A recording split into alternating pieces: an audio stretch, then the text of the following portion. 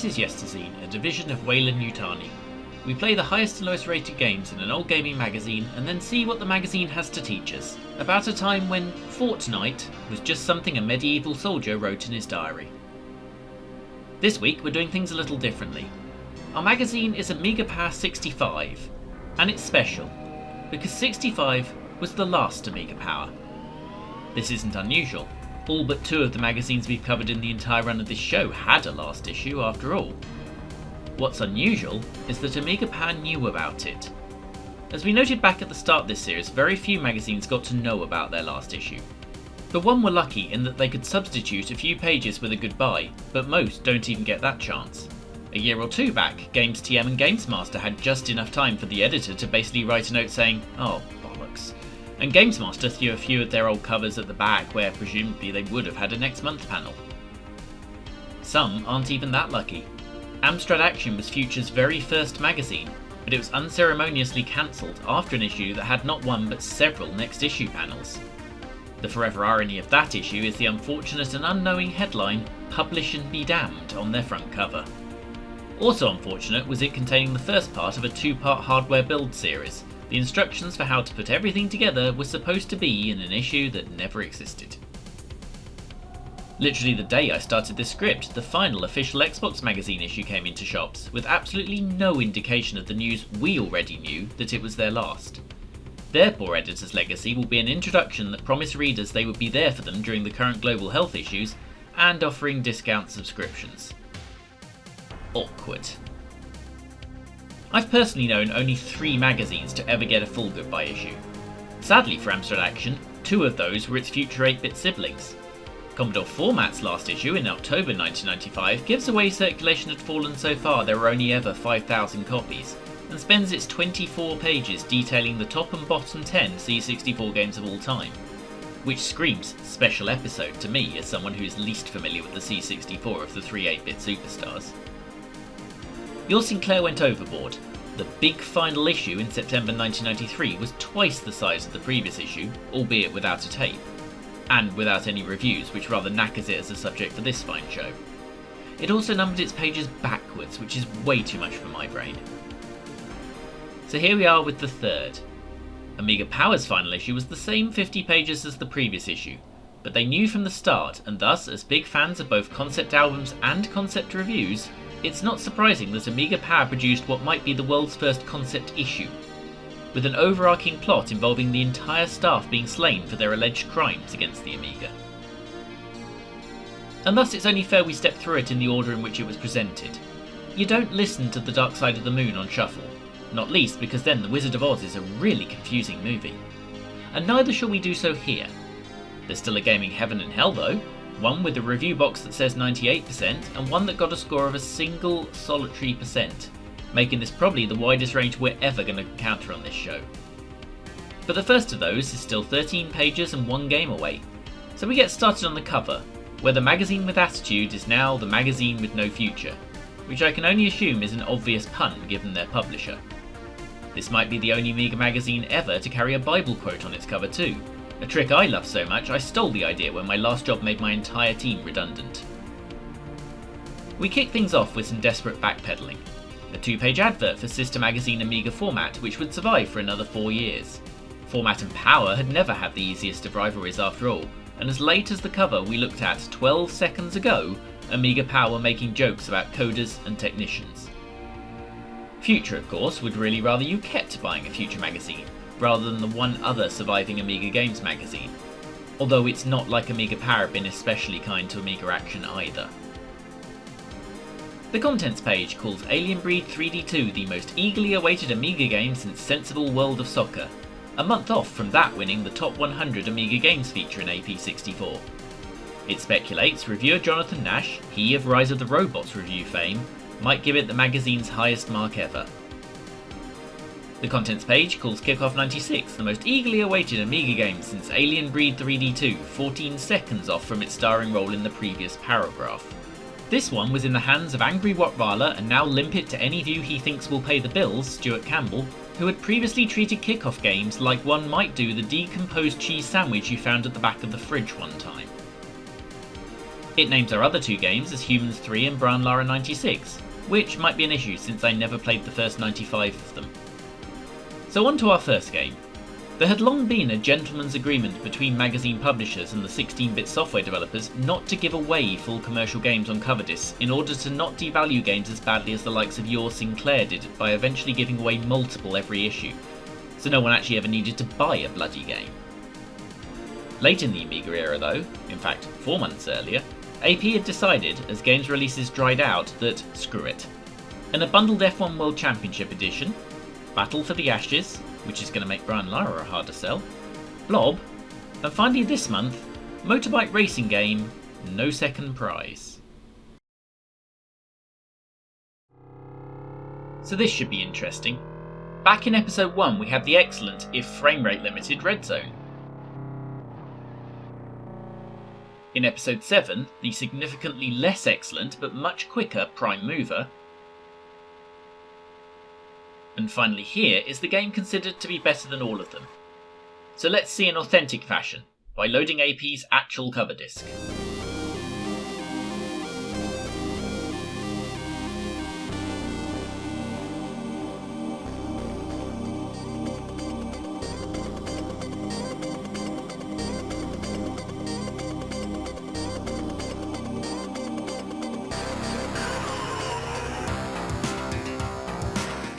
It's a great intro, and it allows us to make several observations. Firstly, that there's a lot less scenery than Red Zone, but also that it moves a hell of a lot quicker, despite still being a 3D world. And a proper one. The engine allows you to drive off anywhere, although it will catch you and put you back on the track if it thinks you strayed too far. It's also got a hell of a track selection, although none of them are especially great recreations.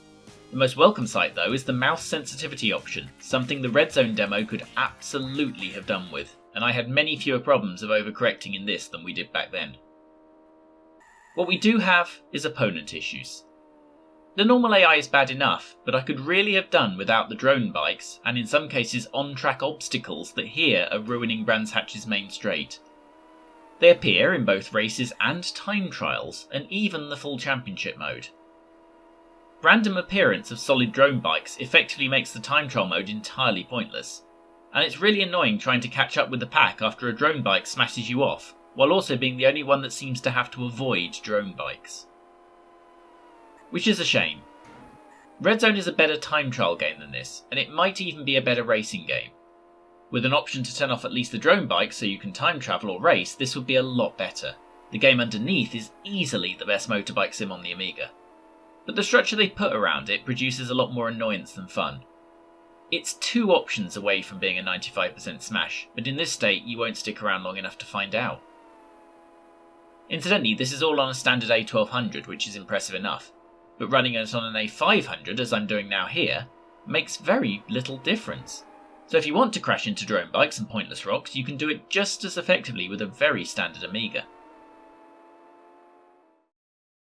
We storm into the news section, where publishing deadlines mean that we run into a correction for a feature still 4 pages away, with yet more games heading for the Amiga, including famous demonstration of the capabilities of a CD, Missed, which I hope was a cheap port, if only the 7 Amiga owners who owned a CD drive not connected to a CD32 could buy it. On the next page, the plot begins. Cam Winstanley previewing yet another Doom clone for the Amiga, and yet another with the bloody awful pun of a name in ATMOSFEAR. Cam is cautiously upbeat about a game, in a difficult genre, by a publisher they've given 19% to on more than one occasion. But he's mainly preoccupied by how efficient the air conditioning is in their office that night. Too efficient. As the preview goes on, he starts making typos because of numb fingers. Too late, he realises his legs are numb too. There's no way out. He curls up into a ball hoping to survive until morning. But it doesn't work. Still, the show must go on, and there's that feature we mentioned earlier as AP go through the remaining publishers with possible Amiga releases, to detail what might and might not make it. Some of these did, some of these didn't, and we've already got more than enough to be getting on with here, so we gloss over that feature. Pausing only to notice Putty Squad's sad cancellation with some irony, knowing as we do that it finally did get an Amiga release nearly 20 years later to coincide with its release on PS4. They also note Brian Lara 96 isn't the 96th entry in the series. It's apparently the 85th, which is a problem because I haven't played the first 84. We hit a ceremonially large version of the Who Do They Think They Are section, detailing the final issue's contributors, including at least 3 ex-editors. Most notable here, though, is the running gag of Jonathan Nash never being pictured makes a welcome final bow.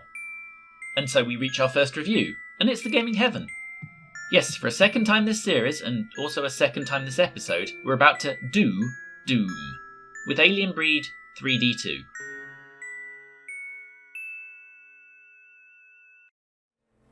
Amiga Power had a long-running feud with Team 17, basically because AP had given a few of their terrible games terrible reviews. Most notably about 18 months before these events, handing out 38% to driving game ATR and 47% to bowling game Kingpin. We're already covering a lot in this episode, so we'll skip verifying those, but given Kingpin's aiming mechanic involves stopping a rapidly moving arrow, ATR must be pretty bad. And besides, it's not like AP didn't mark Team 17 games highly. 3 of them had made their all-time top 100 in the previous issue, led by the predecessor to this very game at number 12. Nonetheless, Team 17 had gone so far as to make Amiga Format sign contracts not to give Amiga Power Team 17 games they received as promos, forcing AP to go out and purchase them to review them. They also actively sued AP for those 2 reviews I mentioned, unsurprisingly getting a marginally worse review from the judge than their games had gotten from AP. Jonathan Nash uses the first 400 words of this review to explain that, justifying the indulgence by pointing out he's contractually obliged to be dead by the end of the review. So let's see what we think. 3D2 has some fairly hefty system requirements. It will run on an A1200, but you'll be missing music and it'll be in quite low resolution. If you do that, you get this. I don't think that's half bad. It's got the measure of gloom in sheer graphics at least, although it seems to be being much more careful about how many enemies it lets you encounter, whereas gloom throws the kitchen sink at you straight away. Extra RAM will help. Doubling your A1200 to 4 meg gets you a soundtrack. Playing it on a fully loaded A4000 makes it look like this, which is bloody gorgeous. But I'm back to the same thing as gloom. If you're gonna play it on £1,500 of Amiga, you might as well spend the same amount on a PC and play the real thing. And thousands of other equally pretty games. So the audience for this must have been tiny. And of course it's not actually a different game. It's like when your mum gets dressed up for a date. The difference is only cosmetic. Still, you could play it on this today via emulation at least, but if you're doing that you've got probably a PC and have better options. If you're testing out real hardware, then this is about as pretty as it gets on an A1200. But it's not that fun a game. I might have to go back and actually try Gloom on a Super Amiga. AP gave this 98%, or at least that's what the review box says. Unsurprisingly, this is a transparent jibe at Team 17, presumably also a failed attempt to get quoted on the box. In the review text itself, Nash points out the stratospheric system requirements we've already discussed, contending it's doing nothing the 91% rated original didn't, and that ran much better on a standard A1200. This is that game. I'm not convinced he's right on that. 3D2 looks better to me, and there's not a huge difference in that frame rate. Nonetheless, Nash credits it with just more than 50%, especially for the 4 meg version with a better soundtrack. He's interrupted by masked figures bursting into the office. Thankfully, he's rigged to the desk revolving bookcase style in order to make his escape.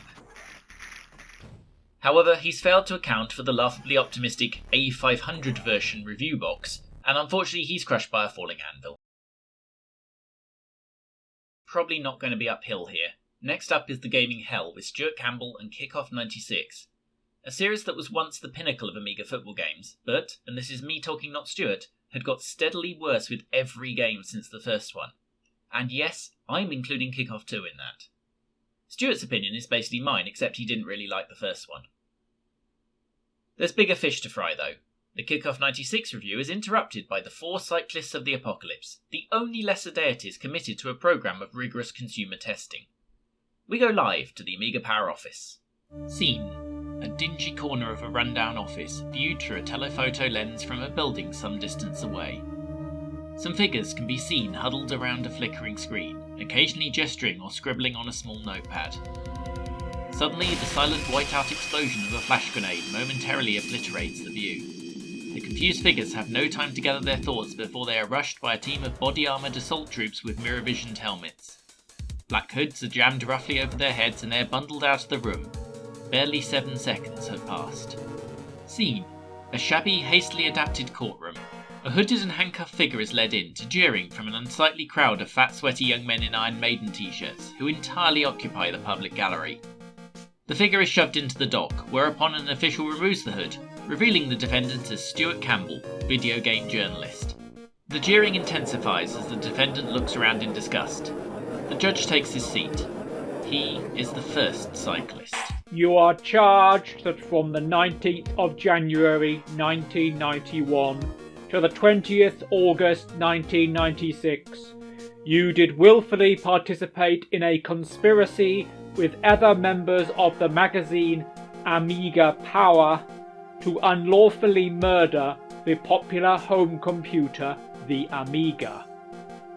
Furthermore, you are charged that during this time you did deliberately and with malice aforethought attempt to facilitate this aim by unfairly maligning the reputations of those concerned with supporting said machine, to wit, software publishers.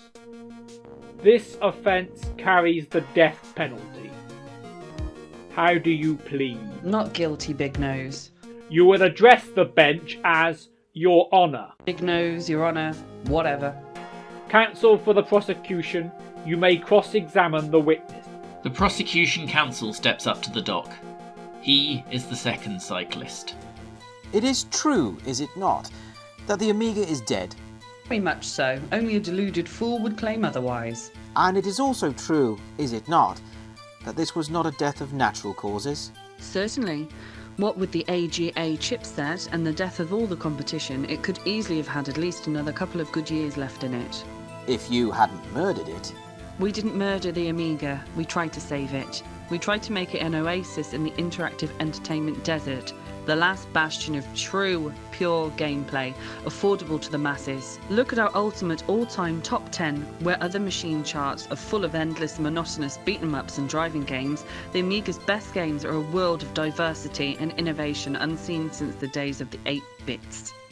From the dizzying platforms of Blob, to the steampunk team play of the Chaos Engine, to the shining brutality of Speedball 2, to the inspirational weirdness of WizKid, to the brain-wrenching beauty of Gem X, to the relentless intensity of Banshee, to the superfast future madness of Projectile, to the steely discipline of E-Motion, to the pioneering spirit of Knights of the Sky, to the masterful strategy of Saber Team, to the pinpoint of realism of F1 GP, to the poignant carnage of Cannon Fodder, to the sheer gameplay genius of Sensible World of Soccer. These are the games we championed, when others were content to acclaim shabby reheats of tired genre pieces and clones of early successes. The Amiga, even the A1200, could never compete on a level ground with the 16-bit consoles in their own territory, far less the next-generation machines. Check out any of the Street Fighter games for conclusive proof.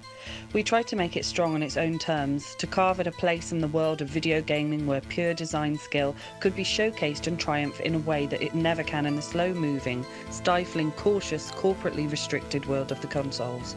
And on a platform which people could have actually afford to buy without selling a new organ every 2 months, unlike the PC.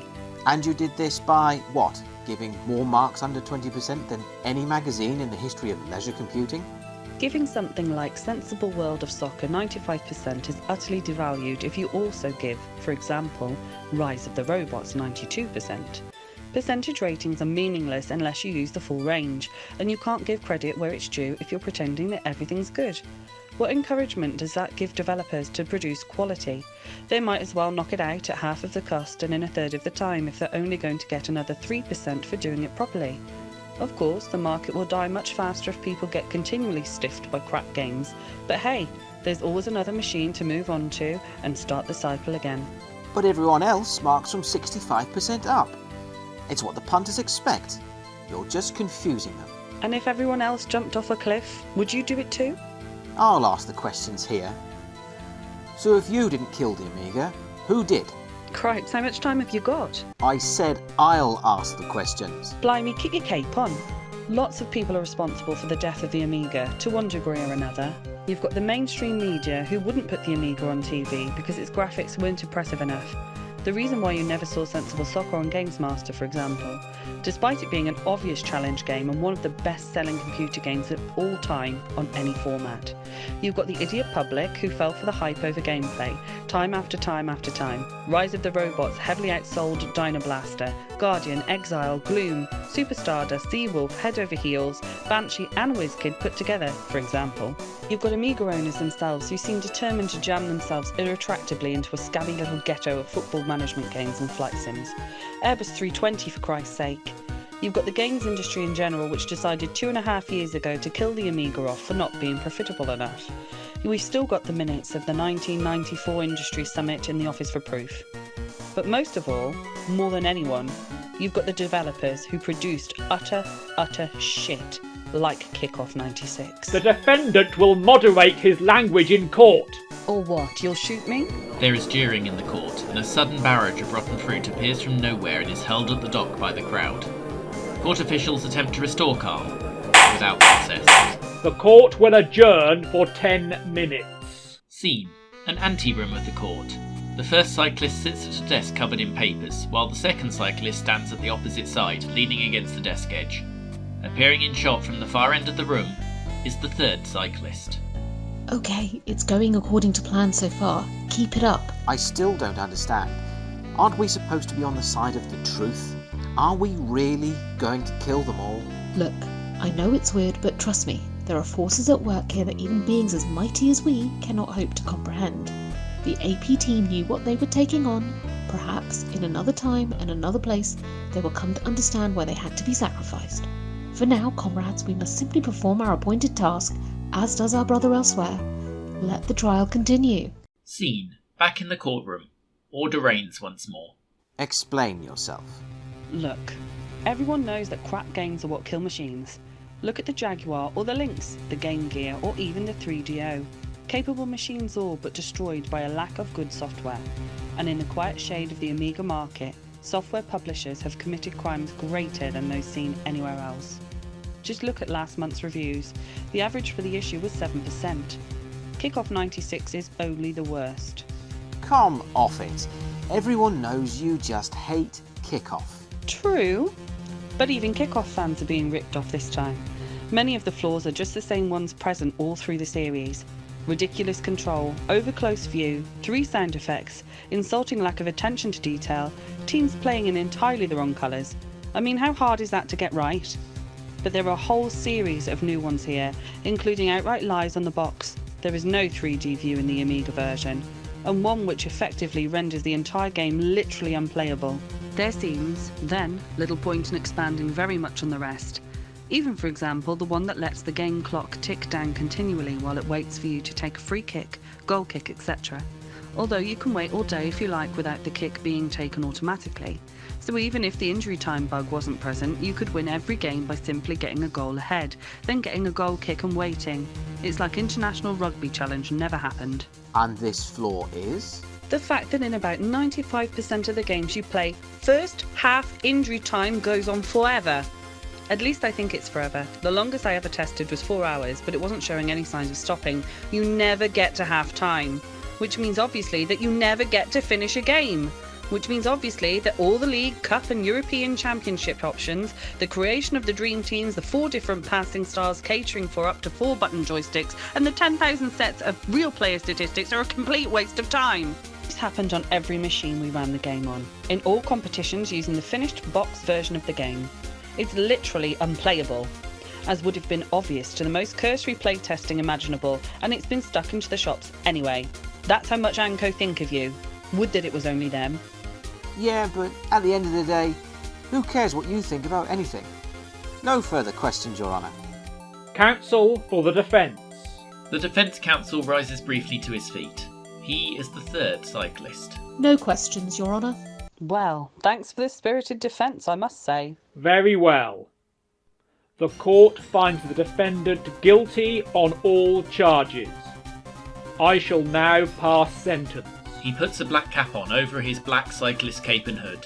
The effect is minimal. For the crime of killing the Amiga, I hereby sentence you to death by firing squad. Sentence will be carried out immediately. The defendant is dragged off to a room immediately adjoining the court. It is a tatty room and bullet holes pockmark the walls.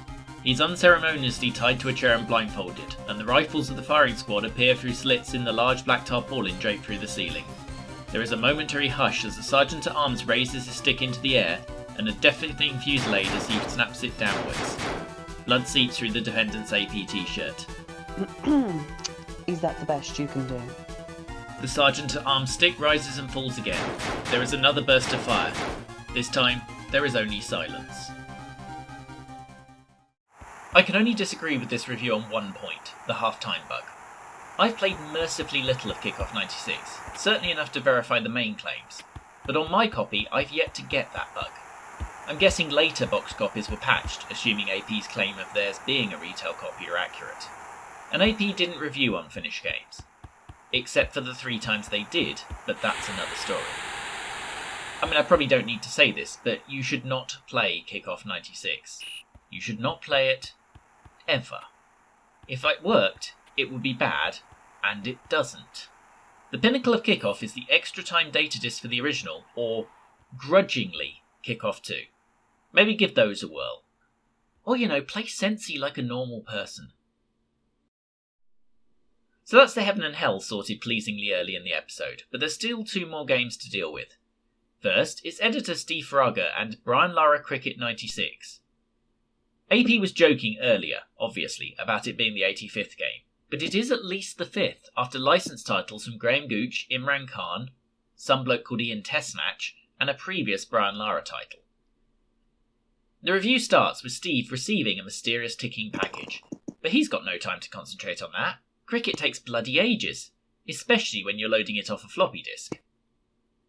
Steve can't decide on a score, choosing between 20% for finally doing something about the flaws in the game after 4 near-identical versions with the same bugs, or 90% because the game is actually now good. He goes with 90 in the hope of a box quote, but averages the 2 for the final verdict, 55%. On the plus side, he's noticed the ticking now, and thrown the box outside where it blows up the ad department's fancy new cars. Finally, Tim Norris takes a tilt at Lemmings-like puzzle game Humans 3. It's a dark and stormy night, and Tim is playing Humans 3, trying to convince himself it really is as bad as it appears to be. In fact, it's really stormy, so he puts on his headphones to drown out the noise. Humans basically turns out to be bad lemmings, with incredibly unforgiving puzzles involving pixel-perfect jumps from the off, a broken hard disk install routine, and a distinct lack of personality despite it seeming to attempt a Lemmings 2 The Tribes aesthetic with its era-based levels. Tim, though, is distracted by a noise in the background that sounds an awful lot like the patio door sliding open. We do not hear from him again. An interlude. The storm continues to grow, and we return to the Amiga Power office, where the remaining staff are struggling to get the issue out, so the truth is, as always with AP, disseminated. Cam, Jay Nash, Stuart, and Tim are already dead, but Steve, Rich, public domain guru Martin Axford, art editor Sue, and tips czar Sea Monster are still with us. As the 4 cyclists stand on a roof watching, ex-editor Jonathan Davies appears next to them, still in his PJs. Huh? What? Where? The cyclists? What are you doing here? In fact, what am I doing here? We have summoned you. Davies looks down at his rapidly waterlogging bedclothes. I was having a lie-in. The judgment of Amiga Power itself is in progress. Verily, we have already passed judgment on Cam. What? That was you? Can it be true? Are the 4 cyclists of the apocalypse the only lesser deities committed to a program of rigorous consumer testing responsible for the air conditioning malfunction? Of course, everything is us. We are everything. He learns of the fate of the rest of his colleagues, including off-screen ex-writer Tim Tucker, who recently perished in an accident. Jonathan asks why they are doing this, and they explain there is one even more mighty than they, whose identity they do not know. The first cyclist attempts to explain. You see, normally it's obvious why we smite things. sending them to be consumed by the eternal flames. You know the sort of thing. If a game's got one of those menu screens where you click on the roller blind to save your game, then we strike it down. It's obvious. Well, this time, we're not sure. Their work is done is all he'd say. They too must now be judged. They too?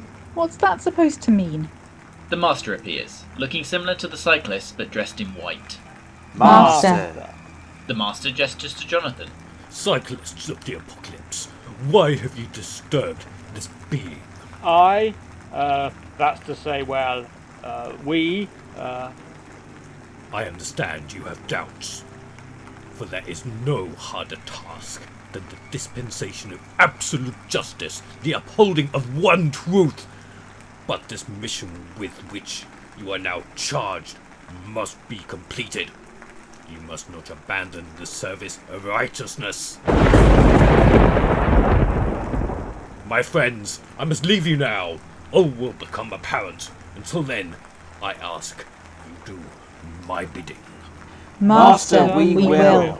He disappears into the night. The first cyclist turns to Jonathan. Look, there was another reason we brought you here. Another reason? Yes, the thing is... And with that, Davies is shoved off the roof to his death. The back issues page is next, and Steve makes a rare plea to the readers. Something or someone seems to be trying to eradicate all trace of Amiga Power, and only buying back issues can preserve a little of the truth. Or wait 25 years and download the lot like I did. There are still a few final games to review though, distributed free from libraries of public domain software and judged by Martin Axford.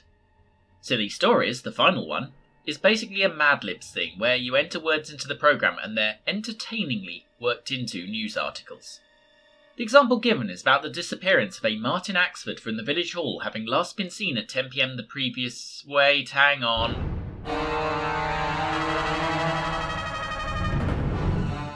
Complete Control was the AP's tip section, where they count down the top 100 Amiga games from the previous issue, offering at least some advice for each one, including an Infinite Lives cheat for number 100 game Base Jumpers, something that rather makes me wish I'd reread this issue before making the first issue of this series. The meat of the cheat section, though, is the last resort, where readers can write in with problems to be solved by Sea Monster himself or one of the readers. He leaves room, though, at the end for a heartfelt goodbye, thanking some of the more regular readers personally until he's distracted by a bird tapping at the window. He goes to shoo it away, which proves to be an error. These days, Mill Millington is a successful and rather good writer of amusing novels, most famously, Things My Girlfriend and I Have Argued About, which sits proudly in the gaming section of my bookcase. In 1996, though, he was just Reader Mill, regular correspondent to AP. He takes a couple of pages to write about his memories of those AP staff he has met. This, of course, makes him an honorary staff member, a fact he regrets when he answers the phone. The final letters page starts with collateral damage, as the head of Phil the Postman is found nailed to the door. That's pretty much the high point, as the section ends with a fake letter that's a chance for several rants, none of which great, one fairly misogynistic about the attractiveness or otherwise of Gillian Anderson, but none which have dated worse than the one that suggests 85% of people don't need a mobile phone. You'd think a computing magazine might have done better. Honestly, it's probably a good thing they're all dead. We're nearly there. The bottom line is the regular repeating copy review guide. At least unlike the one, they know what month it is, and haven't horribly typoed any of the reviews. It also serves to kill off Rich Pelly, murdered by something coming out of the tap. We switch to Heaven, where the AP staff are having a simply marvellous time when the cyclists turn up to check on them. Martin has only one query. Well, we're just wondering whatever became of Steve and Sue. We need Steve to play Super Skid Marks in the 8-player mode of Champions, and Sue would so enjoy watching the hippos play. Of course. How tardy of us. They've been very difficult. They always were the most stubborn pair. We'll go and get them for you straight away. I've a good idea where they might be hiding. We'll be back before you know it. Come, brothers, there is still work for us to do. With just Steve and Sue alive, alone and trapped, the issue ends the only way it really could, with a back page strangely familiar to those of you who know Butch Cassidy and the Sundance Kid. And there's our back page too, in which I want to thank the incredible number of people who put up with my idiot ideas for guest voices this episode. Like, for instance, a dramatic reconstruction of 3 entire sections of a magazine. This episode has no less than 8 of them, and I'm incredibly lucky I know such fine people as to agree to such idiocy. You should head for the description and check out the YouTube accounts of James O'Grady, Bloggo's Pow, and Retro Respawn, and the Twitch account of Kat, aka Shin. You can catch Rex reviewing books over at Bookish Brits on YouTube. Kate has none of these things, but I'd just given her an Easter egg when I asked, so she had little choice. Paul's excuse I'm not sure about, but I'm still happy.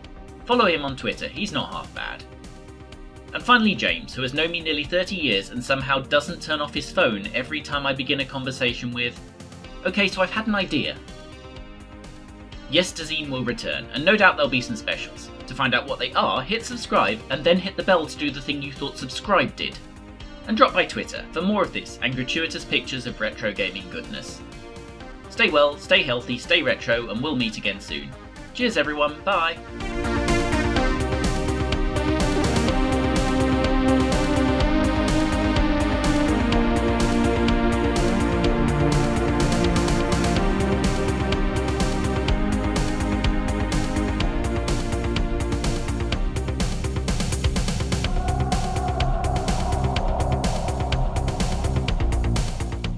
You've got the games industry in general, which decided 2.5 years ago to kill the Amiga off for not being profitable enough.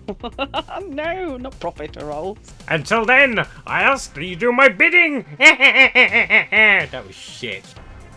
Your Honour, I have no questions at this time. Cyclists of the apocalypse.